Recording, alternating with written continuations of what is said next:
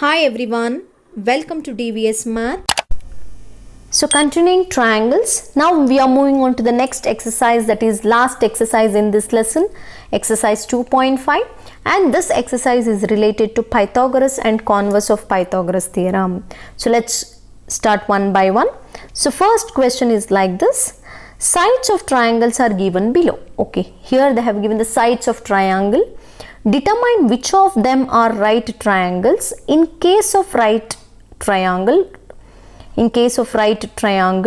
write the length of its hypotenuse. Okay, so here they have given the three sides. We have to check whether the given is right triangle or not by applying Pythagoras theorem. So let's start. So let's discuss one by one. Here we have four sub questions. One is 7 centimeter, 24 and 25, 3, 8, 6, 50, 80, 100, 13, 12 and 5. Let's see which we can apply Pythagoras. So now we can observe the first one. So here using Pythagoras theorem, as you all know, hypotenuse square is equal to, you can, for example, if you consider like this, this is hypotenuse, this is base, this is height. Okay, hypotenuse, height square plus base square. So now if we apply this, so as here we can take it as 7 square as height and 24 as base. So if we square those two, you will get 49 plus 576, which is equal to 625, which is nothing but a 25 square. Yes, it is satisfying the given. That is, therefore these are the sides of right triangle and length of hypotenuse is 25.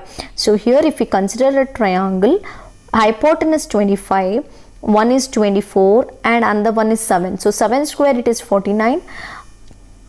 24 square is 576. If you add those two, you will get 625, which is nothing but a 25 square, that is 25. So here it applies the Pythagoras theorem. So it is a right angle triangle, which is the length of hypotenuse it is 25 centimeter. So let's move on to the second one. Second one, it is given, it is 3, 6 and 8. So if we observe using same the Pythagoras theorem, 3 square it is 9. 6 square it is 36. We got 45, which is not a perfect square, and the given it is 8 square it is 64, right? So we are not getting the 64. 45 is not equal to 64. So therefore these are not the sides of right triangle. Next, let's move on to the third one. Using same this Pythagoras theorem, one is 50 square it is 2500. One is 80 square, it is 6400. If you add those two, you will get 8900. But what about 100 square? 100 square it is not equal to the 8900, that is 10,000 it is. So we are getting 8900. So which is not equal. So you can write, therefore these are not the sides of right triangle. Then if you go for last sub question, using Pythagoras theorem, the same every time you have to mention, that is using Pythagoras theorem, that only you can check whether the given sides are right triangle or not.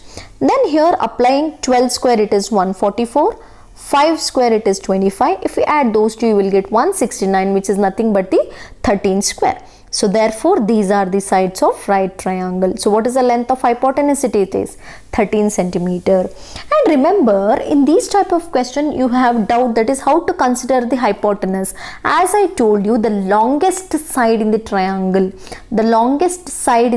is always will be the hypotenuse. You can observe in the question, in this the longest side is 25, this will be the hypotenuse. So you can write as hypotenuse square is equal to remaining square, base square plus height square. You can check it. And here which is an hypotenuse? 8. Here 100, here 13. That means in the given side you have to consider the longest side as the hypotenuse. So hypotenuse square is equal to sum of the square of other two sides. By verifying those two, you can state whether the given sides are sides of right triangle or not. So this is about question number 1 in exercise 2.5. For more exercise questions, subscribe my channel. Keep watching.